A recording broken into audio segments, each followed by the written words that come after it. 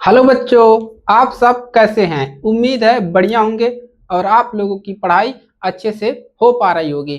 तो आज हम पढ़ेंगे कक्षा 10 विज्ञान चैप्टर नंबर दूसरे से काफी महत्वपूर्ण प्रश्न जो आपके पेपर के लिए एकदम 100% इम्पोर्टेंट है और ये प्रश्न आता है पेपर में। तो 4 टॉपिक पढ़ाएंगे दूसरे चैप्टर से। पहला हम पढ़ेंगे यहाँ पर विरंजक चूड़ के बारे में, बेकिंग सोडा के बारे में, धामन सोडा और प्लास्टर ऑफ पेरिस।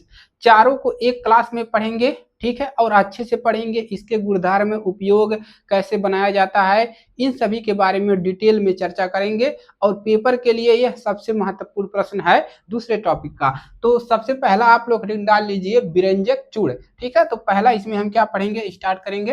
पहला आप हेडिंग डाल लीजिए विरंजक चूड़।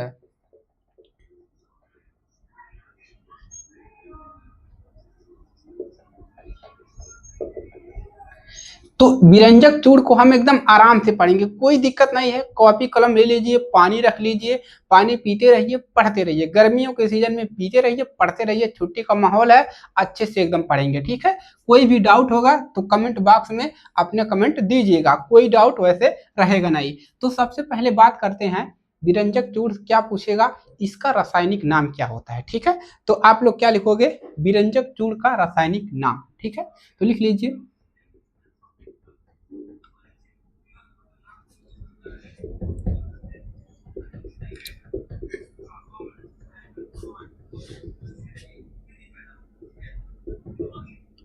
तो इसका रासायनिक नाम होता क्या है, इसका रासायनिक नाम होता है बच्चों कैल्शियम ऑक्साइड। क्या होता है, कैल्शियम ऑक्सीक्लोराइड। तो यहाँ पर इसका रासायनिक नाम क्या होगा, यहाँ पर लिख देते हैं हम कैल्शियम ऑक्सीक्लोराइड।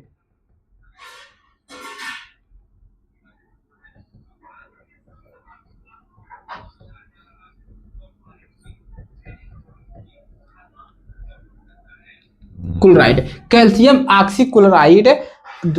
और इसका अणुसूत्र भी होता है, ठीक है। अणुसूत्र क्या होता है, और लिखेंगे तथा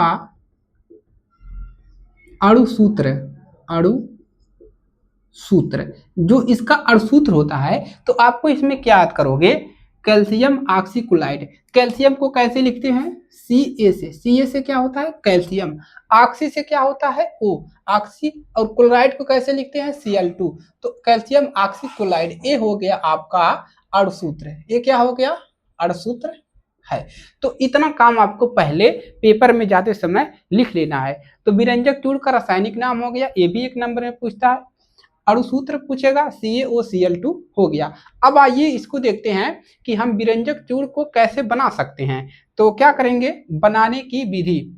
अगला हेडिंग क्या डालेंगे, बनाने की विधि। आइए आइए इसको बनाते हैं, कैसे विरंजक चूड़ हम बना सकते हैं, ठीक है। तो आपको क्या करना होगा, एक चूना लेगा, सूखा हुआ, जो सूखा मतलब झूर है जिसको कहते हैं भोजपुरी में, सूखा हुआ चूना लेना होगा। उसी से क्या क्लोरीन की वहां से क्रिया करानी होगी। तो यह सूखे बुझे हुए चूने पर लिखेंगे, यह है सूखे बुझे, सूखे बुझे हुए चूने पर क्लोरीन की क्रिया, क्लोरीन की क्रिया कराने से प्राप्त होती हैं, ठीक है। तो एक बुझा हुआ चूना लेंगे, सूखा हुआ, उससे क्लोरीन को क्रिया करा देंगे तो विरंजक चूड़ बन जाएगा। अब इसका हम लेते हैं कि सूखे हुए चूने का रिएक्शन होता क्या है।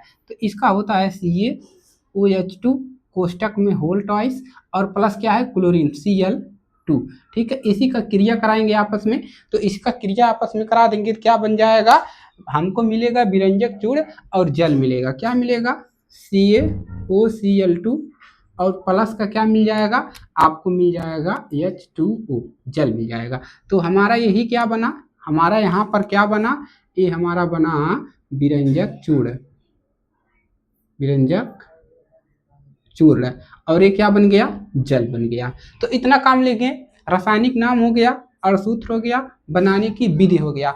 अब इसके कुछ अच्छाइयाँ होता है, उसको लिखेंगे गुणधर्म। ठीक है, तो आइए अब बात करते हैं गुणधर्म की। अगला हेडिंग गुणधर्म।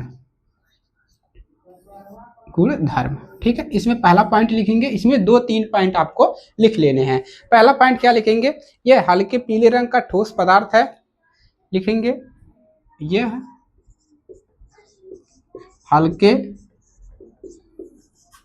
पीले रंग का क्या है, ठोस पदार्थ है, ठोस पदार्थ है जिसमें क्या होता है, क्लोरीन की गंध आती है, क्लोरीन की गंध आती है। क्या होता है, इसमें क्लोरीन की गंध निकलता है, हल्के पीले रंग का पदार्थ है और क्लोरीन की गंध निकलता है। दूसरा पॉइंट इसमें लिख लेंगे, इसका और क्या गुण है, इसका लिख लेंगे,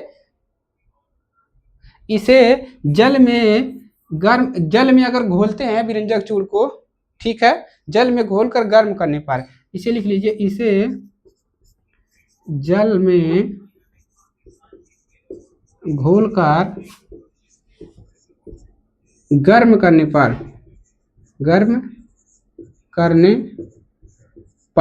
पहले क्या करेंगे, जल में घोल लेंगे, उसके बाद इसको हीट करेंगे, तो क्या मिलेगा, गर्म करने पर क्लोरीन गैस निकलेगी। कौन सी गैस, क्लोरीन गैस, ठीक है, निकलती है। तो एक पॉइंट आप लोग नोट करेंगे। एक पॉइंट और नोट कर लीजिए, पॉइंट नंबर 3, ठीक है। अगला पॉइंट यहां से नोट करेंगे, ये क्या करता है, अम्लों के साथ क्रिया करके, अम्लों के साथ क्रिया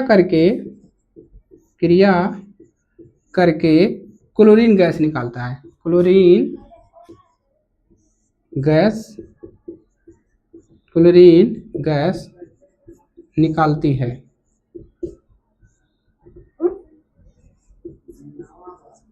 तो यहां से आपको 3 पॉइंट आपको लिख लेना है। 3 पॉइंट लिख लिया तो हमने क्या लिखा, रासायनिक नाम, अणुसूत्र, बनाने की विधि और इसका गुणधर्म। अब हम इसका बात करेंगे प्रयोग, इसका कहाँ पर उपयोग करते हैं। बना तो लिया, उपयोग कहाँ पर करेंगे, उपयोग यानी कि विरंजक चूर्ण का हम उपयोग कहाँ पर करेंगे। तो आइए अब इसके एक एक उपयोग पूछते हैं, और ये प्रश्न में आपके बोर्ड पेपर में आता है, ठीक है, विरंजक चूर्ण का उपयोग, ठीक है। तो सबसे इसका मुख्य उपयोग है चीनी को सफेद करने में, ठीक है, तो यहाँ पर लिख लेंगे चीनी, ठीक है, चीनी सफेद करने में, चीनी को सफेद करने में। दूसरा क्या लिख लेंगे, यह ऊन को सिकुड़ने से बचाता है, ठीक है, ठीक है, क्या करता है, जल को जीवाणु रहित करने में, लिख लीजिए, पे जल को जीवाणु रहित करने में, जीवाणु रहित करने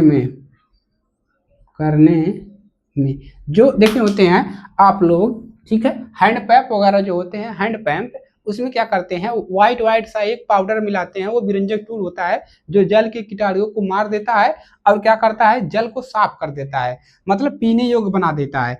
एक और उपयोग लिख लीजिए, आप लोग ऊन देखे होंगे, ठंडी में जो आप क्या कहते हैं, स्वेटर पहनते हैं, ऊन वाला स्वेटर, उसको सिकुड़ने से मतलब चिंगुड़ने से बचाता है, सिकुड़ने से बचाता है, ठीक है, तो उसको भी लिख लेंगे। तो क्या लिखेंगे कि ऊन को सिकुड़ने से बचाने के लिए, ऊन को सिकुड़ने से बचाने में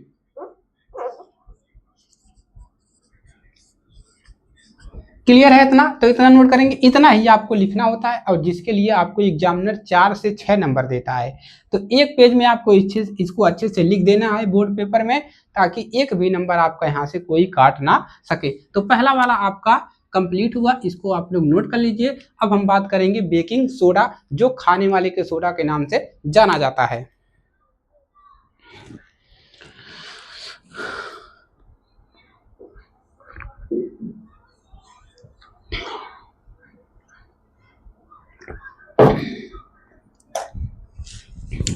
आइए, तो ए हो गया, क्लियर हो गया, इसको नोट कर लिए, आगे बढ़ते हैं। नोट कर लिया, चलिए अब दूसरा क्वेश्चन, इसको सब लोग नोट करेंगे, ठीक है। तो एक बार स्क्रीनशॉट ले लीजिए, स्क्रीनशॉट लेकर बताइए हो गया कि नहीं हो गया। चलिए तो इसको अब मिटाते हैं, अब करते हैं दूसरे वाले को, यानी कि बेकिंग सोडा। बेकिंग सोडा क्या होता है, ठीक है।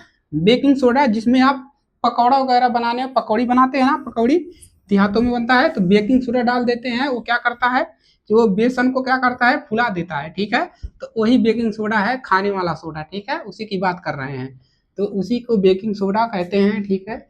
उसी को पढ़ा जाएगा यहाँ पर अब की बार, ठीक है। तो पानी पीते रहिए, पढ़ते रहिए अच्छे से, ठीक है। कॉपी कलम ले लीजिए, नोट्स बना लीजिए, जब आपके पास नोट्स रहेगा तो आपको कोई समस्या नहीं होगा, ठीक है। अब हेडिंग डाल लीजिए, दूसरा नंबर क्या है आपका, बेकिंग सोडा।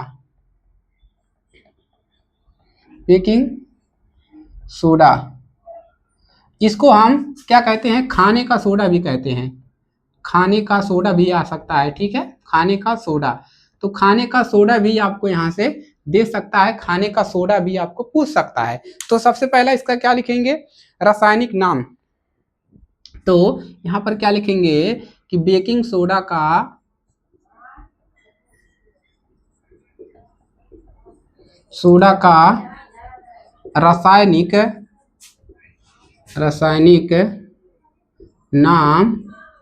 रासायनिक नाम सोडियम। इसका रासायनिक नाम क्या होता है, थोड़ा कलर से लिखते हैं, ठीक है। Sodium bicarbonate. क्या होता है, सोडियम बाइकार्बोनेट। क्या होता है, सोडियम बाइकार्बोनेट, ठीक है। और सोडियम बाइकार्बोनेट, और इसका भी अणु सूत्र होता है, इसका भी क्या होगा, अणु सूत्र होगा। तो तथा, या और लिख सकते हैं, तथा अणु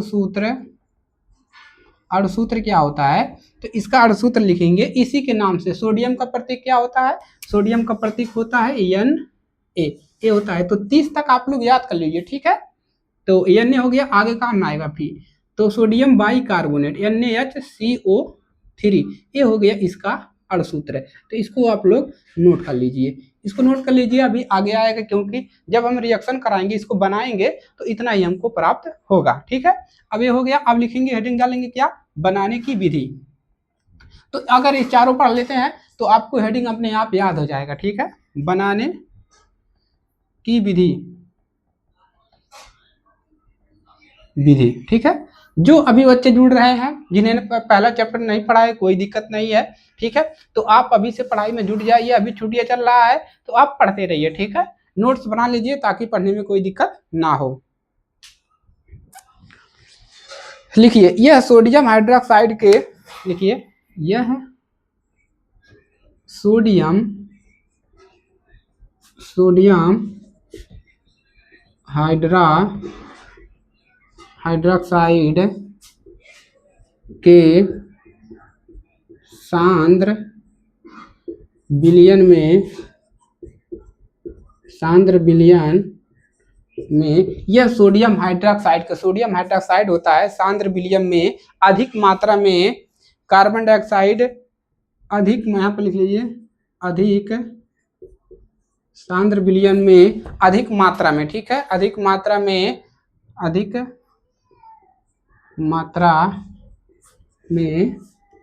कार्बन डाइऑक्साइड, जिसको आप नाम देते हो CO2, प्रवाहित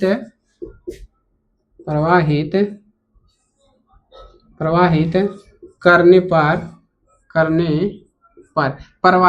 पर अधिक मात्रा में प्रवाहित करने पर प्राप्त होता है। प्रवाहित करने पर क्या होता है, प्राप्त होता है। तो इसको क्या करते हैं, सोडियम हाइड्रोक्साइड के साथ हम क्या करते हैं, एक सोडियम हाइड्रोक्साइड होता है, उसके साथ एक विलयन का घोल बनाते हैं, अधिक मात्रा में कार्बन डाइऑक्साइड लेते हैं, उसे क्या करते हैं, प्रवाहित करते हैं, जिससे हमको क्या बनता है, यानी कि बेकिंग सोडा बनता है, ठीक है।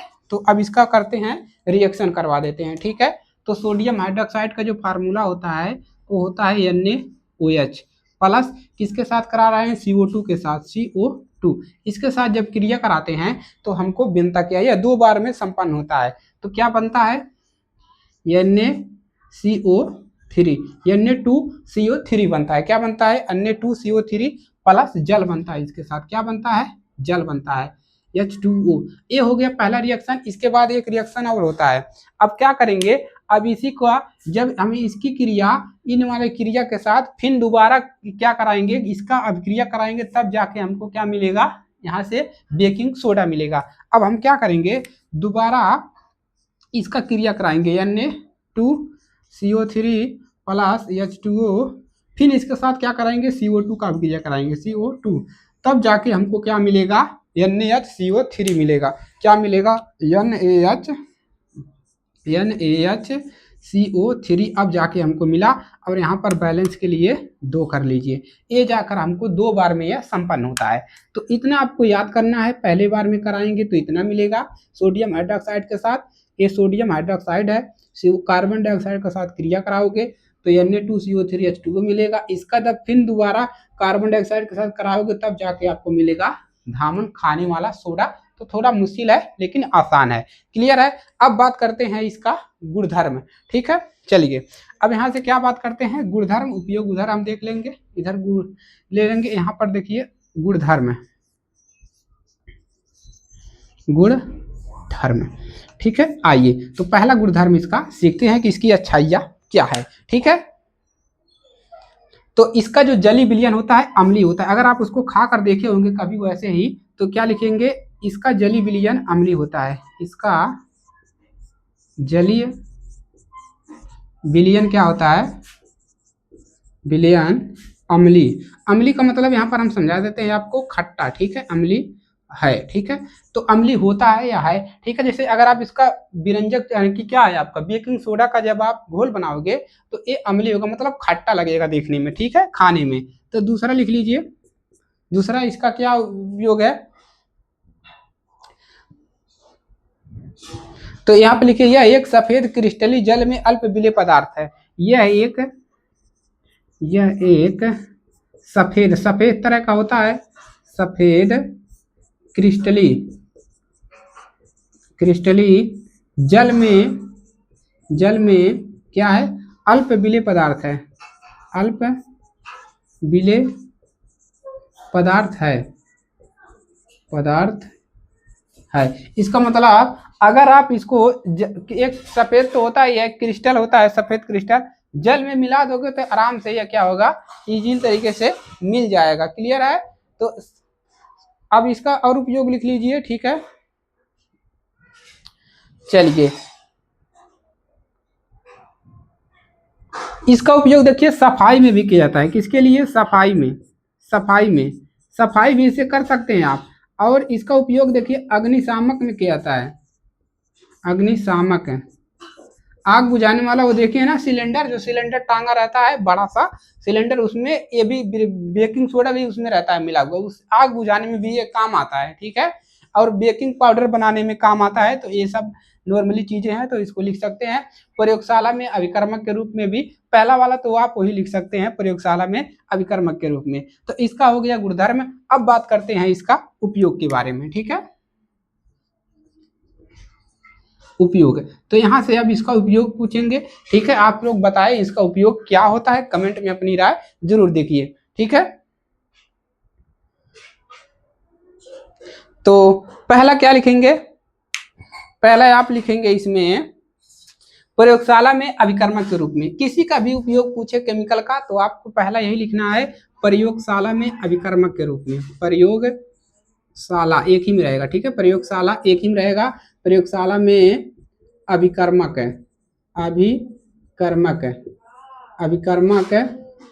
के रूप में। ठीक है, तो पहला वाला उपयोग आपका यही हो गया। दूसरा उपयोग क्या ले बताएंगे, दूसरा उपयोग देखिए, दूसरा उपयोग है इसका उपयोग स्वास्थ्य सफाई में। यहाँ पर क्या लिखिए, उतने उपयोग लिख दिए यार, इसको हटा दीजिए। ठीक है, ये उपयोग वाला है, इसको नहीं लिखना है। तो इसमें और एक लिख दीजिए, गर्म करने पर CO2 में टूट जाता है। ठीक है, गर्म करने पर CO2 यही ना है, गर्म करने पर धामन सोडा CO2 गैस निकलती है, टूटने गर्म करने पर यह सोडियम कार्बोनेट धामन सोडा में टूट जाता है। गर्म करने पर धामन सोडा में टूट जाता है। अभी आगे पढ़ेंगे धामन सोडा। धामन सोडा में क्या होता है, टूट जाता है, टूट जाता है। अब इसमें उपयोग लिख लीजिए सफाई में, यहाँ पर लिख लीजिए सफाई अग्निशामक, ठीक है। तो थोड़ा सा मिस्टेक हो गया था। और भी उपयोग है इसका, और भी उपयोग आइए देखिए। तीसरा उपयोग क्या लिख लोगे, तीसरा उपयोग इसमें लिख लीजिए बेकिंग पाउडर बनाने में हो गया, सोडा अम्ल अग्निशामक में, अग्निशामक बेकिंग पाउडर बनाने में, इसका लिख लीजिए बेकिंग पाउडर बनाने में, ठीक है, बेकिंग पाउडर बनाने में तो खास कली आपको एग्जामिनर यही पूछता है, ठीक है, कि बेकिंग सोडा का रासायनिक नाम और सूत्र और बनाने की विधि और इसका उपयोग लिखिए। इसी तरह से लॉन्ग क्वेश्चन ऐसे बनता है। तो इतना चीजें आपको यहाँ पर लिखना है कि रासायनिक नाम क्या है, सोडियम बाइकार्बोनेट, और सूत्र क्या है, NaHCO3।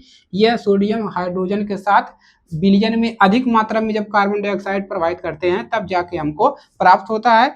इसका गुणधर्म क्या है, यह इसका जो जली विलयन होता है अम्लीय होता है, और यह एक सफेद क्रिस्टल पदार्थ है जो जल में अल्प विलेय है, और गर्म करने पर यह धामन सोडा में टूट जाता है। प्रयोग क्या है, प्रयोगशाला में अभिकर्मक के रूप में, सफाई करने में, आग बुझाने में, बेकिंग पाउडर बनाने में। तो नोट करेंगे और तीसरे पर हम चलेंगे। तो ये वाला दूसरा वाला भी आपका कंप्लीट होता है, इसे कर देते हैं। चलिए तो तीसरे वाले पर चलते हैं, इसको नोट करेंगे आप लोग।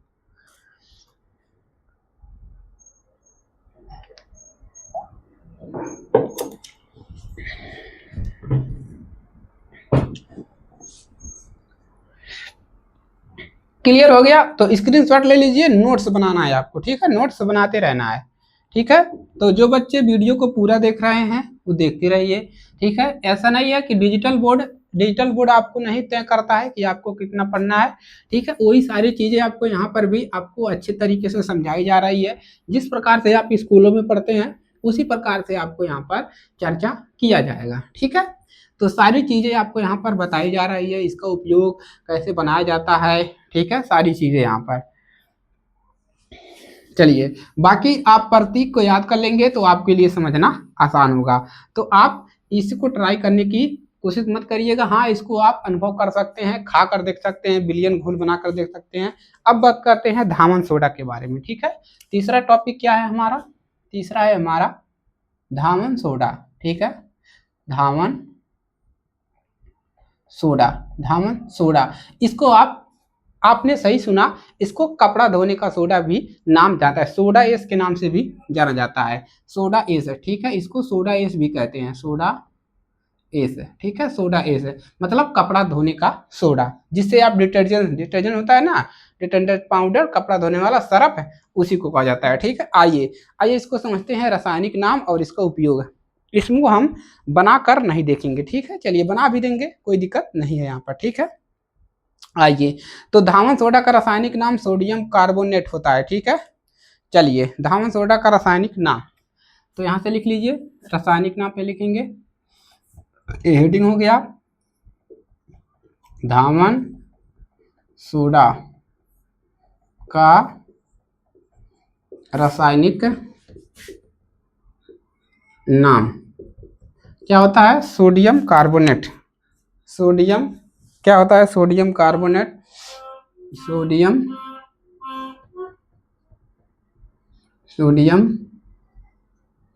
कार्बोनेट, ठीक है। सोडियम कार्बोनेट होता है। अणुसूत्र क्या होता है इसका, सोडियम कार्बोनेट अणुसूत्र होता है, लिखिए, वह अणुसूत्र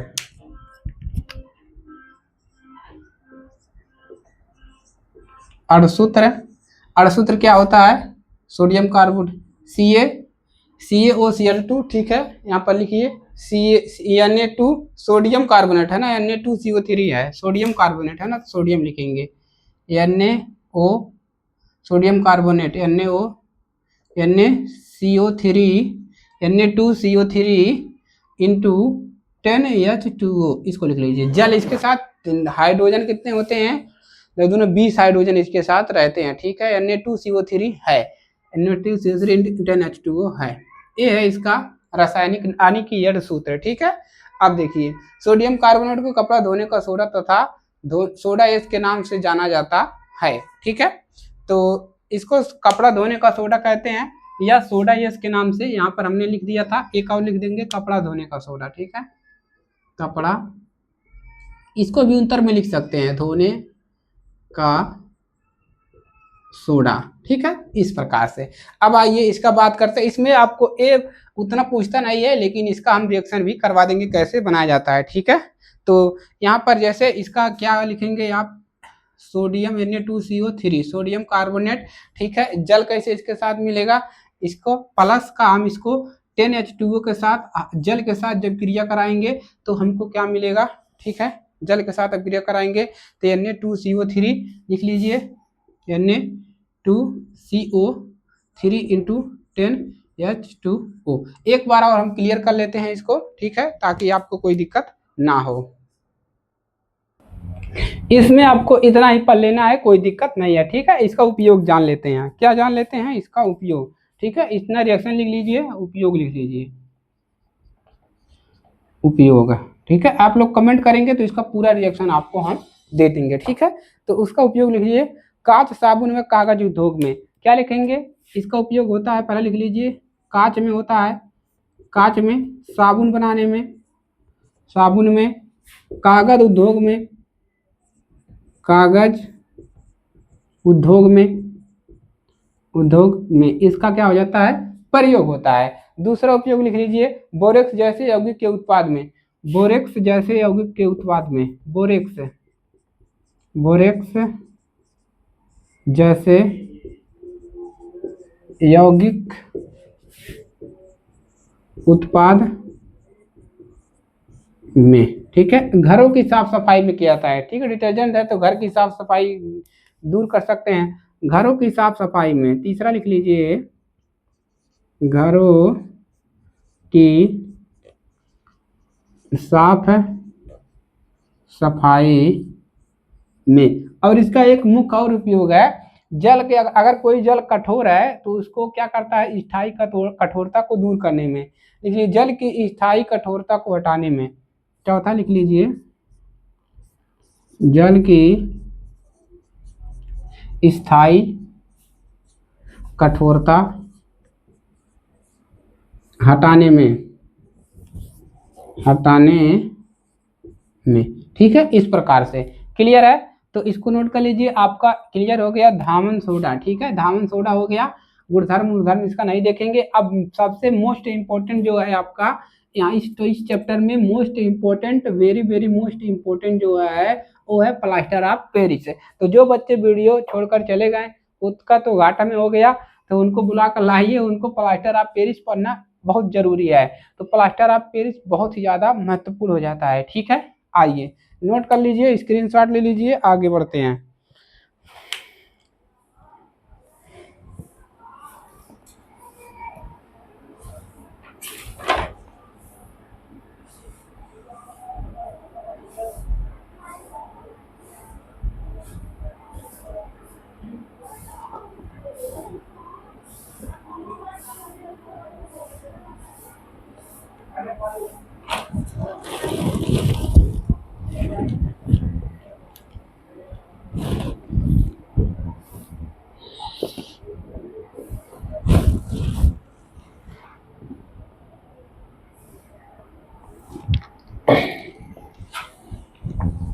चलिए नोट कर लिए।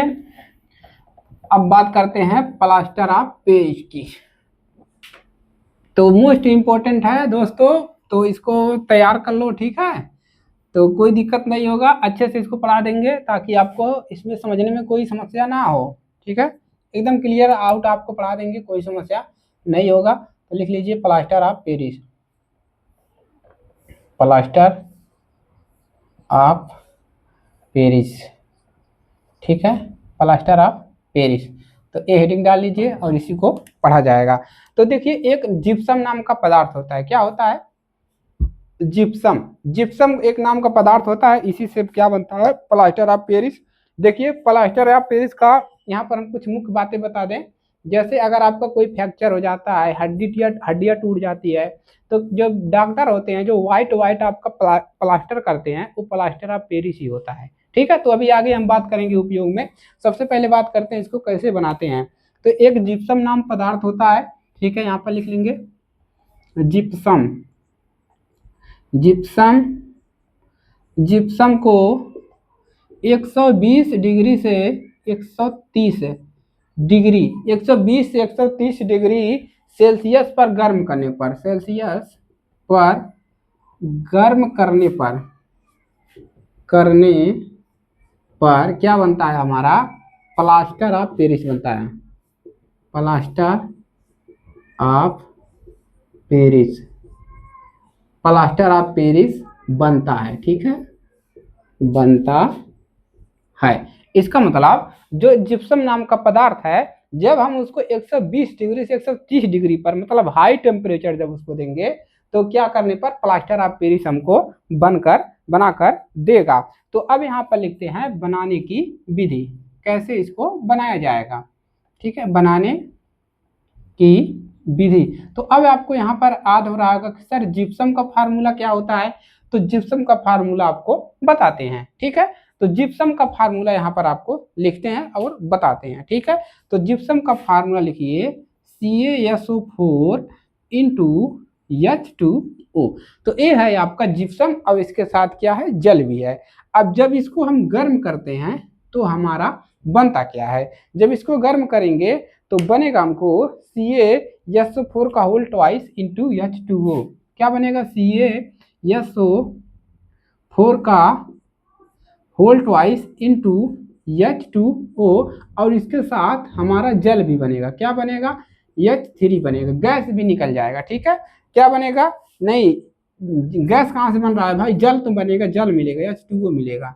ठीक है, अब बैलेंस कर लेंगे। तो बैलेंस अगर करना है तो 4 दूना, ऑक्सीजन की संख्या 8 है, लेकिन यहाँ पर कितने 8 दूना है 2, 12 है, लेकिन यहाँ पर कितना है आपका, बहुत ही कम है। तो यहाँ पर क्या करेंगे, आपको 2 से यहाँ पर गुणा कर देना है।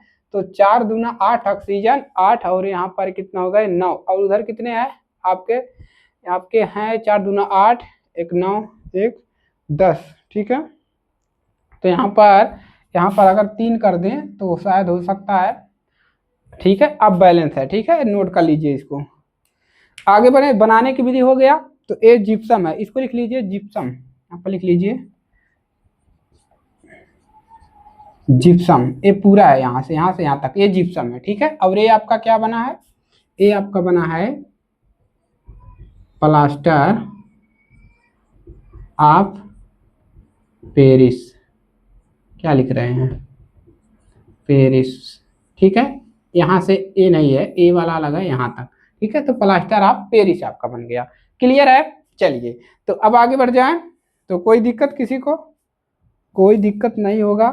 ठीक है, इसका अब बात करते हैं गुणधर्म। लिखिए, हेडिंग डालिए गुणधर्म। गुणधर्म, इसका गुणधर्म है। ठीक है, गुणधर्म।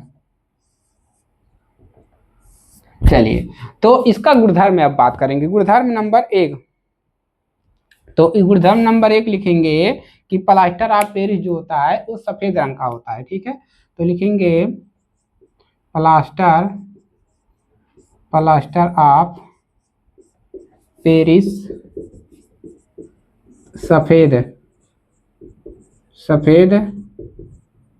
रंग का चूर्ण होता है, चूर्ण है। यह क्या होता है, एक सफेद रंग का चूने की तरह होता है। ठीक है, जो तेज गर्म करने पर SA4 में बदल जाता है, जिसको हम क्या करेंगे, यहाँ पर लिखे, जो तेज गर्म करने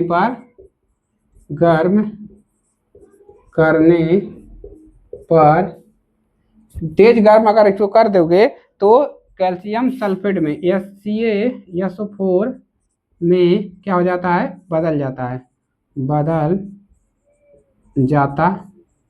है। यहाँ से क्लियर हो गया, बदल जाता है।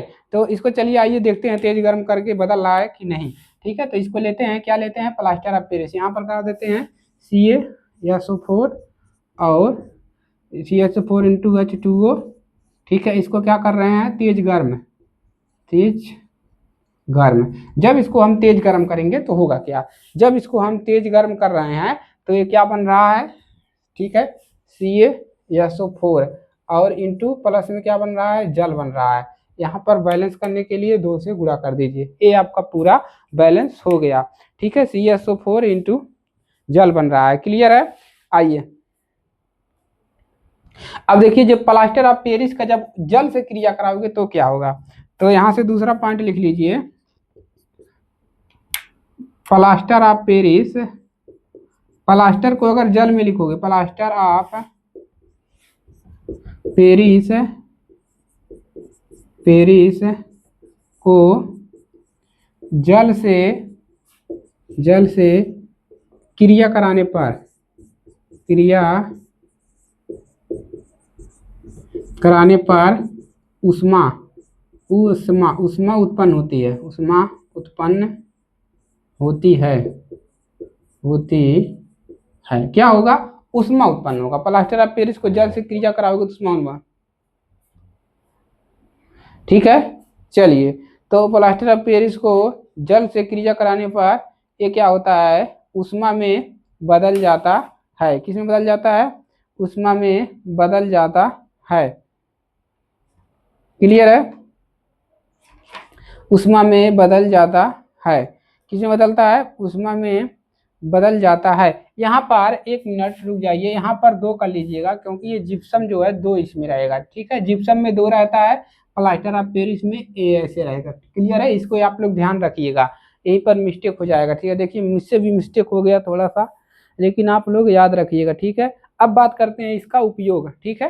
तो इसका रिएक्शन लिखवा दें, नहीं रहने दीजिए, कोई दिक्कत नहीं है। अब लिखिए इसका उपयोग, आइए पहला उपयोग क्या लिखेंगे इसमें, शल्य चिकित्सा में प्लास्टर करने में, लिख लीजिए शल्य चिकित्सा में क्या करने में, प्लास्टर करने में,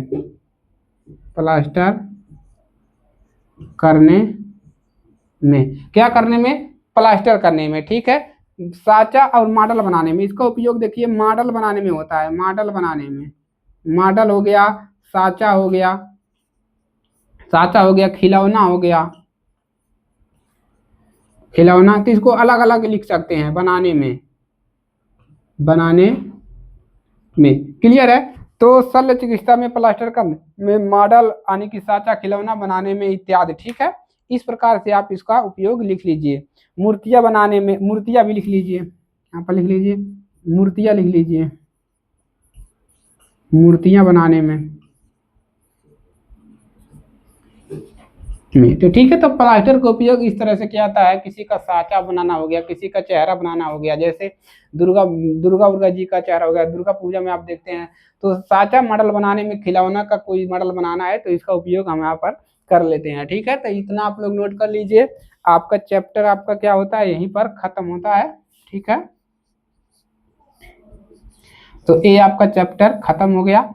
अगर कुछ भी प्रश्नावली रहेगा अभ्यास प्रश्न में तो उसको करवा दिया जाएगा, नहीं तो अगले चैप्टर पर हम लोग ट्रांसफर हो जाएंगे, ठीक है। तो आपका ये चैप्टर समाप्त होता है, तो इस चारों पॉइंट को तैयार कर लीजिएगा और आपके पेपर में 100% यहाँ से क्वेश्चन बनेगा, ठीक है। 100% क्वेश्चन बनेगा, तो इसको आप लोग को तैयार करना है किसी भी कीमत पर। नोट्स बना लीजिए और इसी को पढ़िए, बार बार प्रैक्टिस करेंगे तो हो जाएगा, ठीक है। चलिए नोट कर लीजिए। तो एक बार और, अगर आप इस चैनल पर नए हैं या पहली बार आए हैं तो पेज को फॉलो कर लीजिएगा। फेसबुक पे देख रहे हैं, यूट्यूब पर देख रहे हैं तो सब्सक्राइब करके बेल आइकन को ऑल पे प्रेस कर लीजिएगा, क्योंकि जब भी वीडियो अपलोड होगा तो सबसे पहले आपको नोटिफिकेशन द्वारा पहुंच जाएगा, ठीक है। तो आज के लिए सिर्फ इतना ही, मिलेंगे इसके अगले चैप्टर में, ठीक है, या अगले अभ्यास प्रश्न में। तब तक के लिए जय हिंद, वंदे मातरम। अपना ख्याल रखिए और पढ़ाई करते रहिए।